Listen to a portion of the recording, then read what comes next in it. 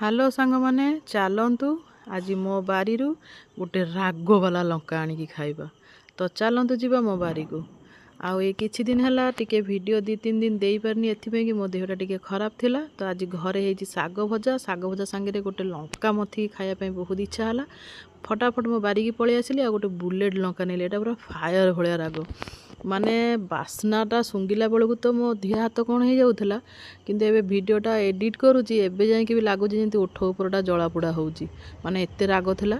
आ एठी देखंतु मूला फूल हेजी ता भी 2 प्रकार भेराइटी रो एटा टिके धला हेजी आ एठी देखंतु एटा टिके बैगनी कलर हेजी।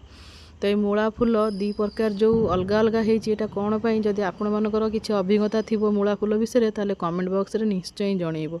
आ जो खट्टा कमला गछटा को मु रिपोर्टिंग करथिली पुणा कमला सब तोलिकी खिया हो जाइथिला। एबे देखंतु पूरा गछर मूलठू अगिला जाइके पूरा केते थोका थोका पेंथा पेंथा हेकी लेंबू फूल हेची आ लेंबू हेची माने कमला।